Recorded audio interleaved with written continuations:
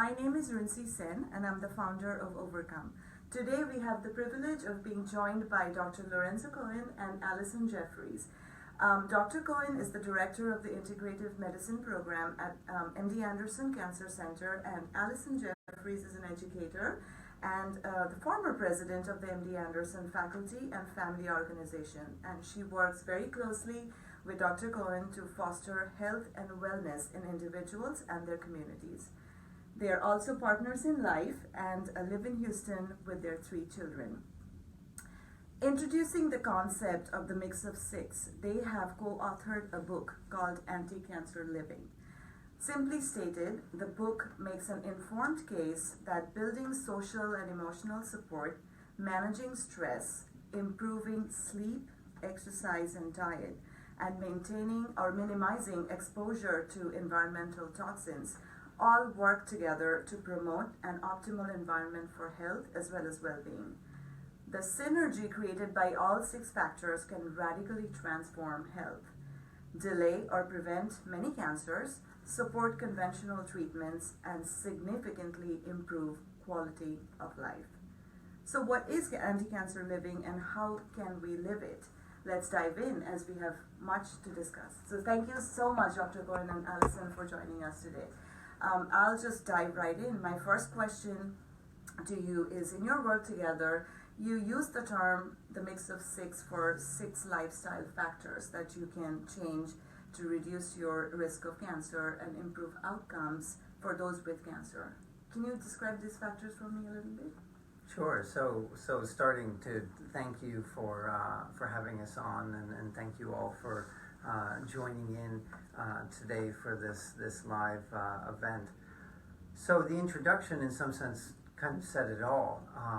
That these factors that we'll get into the detail and unpack each one of them are influential in cancer, and whether that is influencing a biological process that's relevant for cancer or evidence showing that they will influence outcomes. What sets this book a bit apart from other books that are on the market that may be similar is that we talk a lot about the synergy and the interaction between these different behaviors. So it's not as simple as just modifying your diet. If you don't also modify your stress levels, then that modification of the diet's not going to be good enough. But let's not get ahead of ourselves here. And so let's go into a bit more detail about what exactly these mix of 6 are, and why is it that we actually chose to put them in the order and discuss them in the order that we will today. So we focus on 6 areas, as you've said, 6 pillars. We start with love and support, because truly that's the most important thing. Then followed by stress, sleep, exercise, diet, and the environment. And we put them in that order because social support is the foundation for making change in lifestyle. Certainly. And you mentioned that social support is an important pillar of health, missing from many lifestyle programs. So can you describe the importance of social support and how it might be linked to other lifestyle factors? Well, I'll talk a little bit before Lorenzo jumps in. We often want to make change in our lives. And we, for example, say, I want to lose some weight and tomorrow I'm going to start a diet. And you wake up the next morning and maybe you go to work and the donuts are on the table, you're meeting friends for lunch. And before you know it, you've kind of been sabotaged and you had this great intention to make change in your life. And so that's why love and support is the foundational pillar. You need to gather a team of people together to make that change. And so before you start any lifestyle change, you need to look at who do you have in place who can help you to make change in your life. Where are the areas that you want to make change, and who can you harness to help you do that? And it can be in a variety of different ways. So it could be a work colleague who would like to take walking meetings. It could be your partner at night after dinner to walk, around the block. It could be a friend who's going to look after your children. It could be somebody else who says, let's meditate together. So you really want to look for people to make a team to support you in whatever lifestyle change you're looking to make. And the other aspect we talk about in that chapter in particular is what could be viewed as more of the indirect effects of how social support can influence success in engaging in some of the behaviors. But there's also a direct effect that social support has in this concept of love and connection. And there's data, actually in particular in women with ovarian cancer, those who have higher amounts of support and healthier attachments to people in their environment actually have lower levels of norepinephrine, a key stress hormone, actually at the tumor site at the time of surgery. They've shown lower levels of angiogenesis, the ability of tumor cells to create their own vascular system, and you want low levels of angiogenesis. The higher the support and love, the lower the levels of angiogenesis, and that overlaps into stress as well. The higher the stress levels, the higher the level of angiogenesis.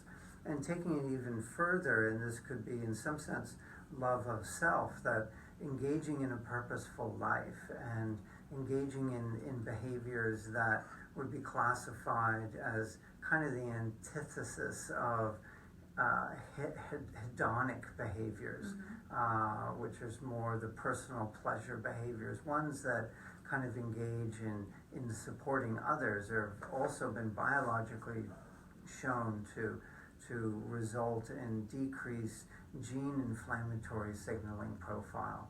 So it's not just, which is critically important, somebody to walk with and somebody to make healthy meals for you and to engage with you in making healthy lifestyle changes, that these factors that fall into love and support will actually impact us down at the gene expression level, which is critical and must be harnessed. That's extraordinary information. Thank you so much. My next question, assuming you have established a good support network, which we just talked about, isn't it good enough to have a healthy diet, exercise daily, and maintain a healthy weight, or is it not? What would you say to that? Well, so it depends, and everything, of course, is individually based. So it depends, of course, what's going on in the person's life. But I would wager a lot of money that most people have a lot of stress in their lives. Oh, for sure. And people diagnosed with cancer have a unique kind of stressor in their lives that poses challenges, but also, of course, poses tremendous opportunities if they are pursued. The challenge here is that stress in any form that it's created is harmful. And I know there's a lot of people listening saying, but I thrive under stress and I do well. And that is true. And in fact, you need a certain amount of stress in your life. The act of standing up, the act of running is a stressor. And if you don't mount that stress response, we're not going to be able to function in life at the end of the day. However, there's a big difference between acute stress, which is adaptive, and chronic stress, which is harmful. And chronic stress at a direct level impacts every single biological and physiological system in the body. If I may interject, if you can describe the difference between chronic and regular stress for our viewers, I think that would be very helpful. So acute stress could be, it'll last for a short period of time. So technically, you could view the stress of a long commute as an acute stressor. But if you do it every day, then that's all of a sudden become a chronic stressor. A deadline, a sporting event, a performance, giving a speech, these are all acute stressors. Difficult relationships, a chronic stressor. Challenges at work, this becomes a chronic stressor. Facing a life-threatening illness, a chronic stressor, interspersed with the acute stress that could be happening.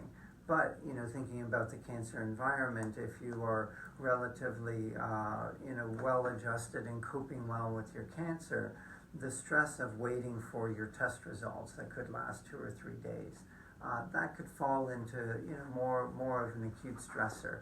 It's when your body is constantly being flooded with stress hormones, in particular cortisol and norepinephrine, that becomes harmful.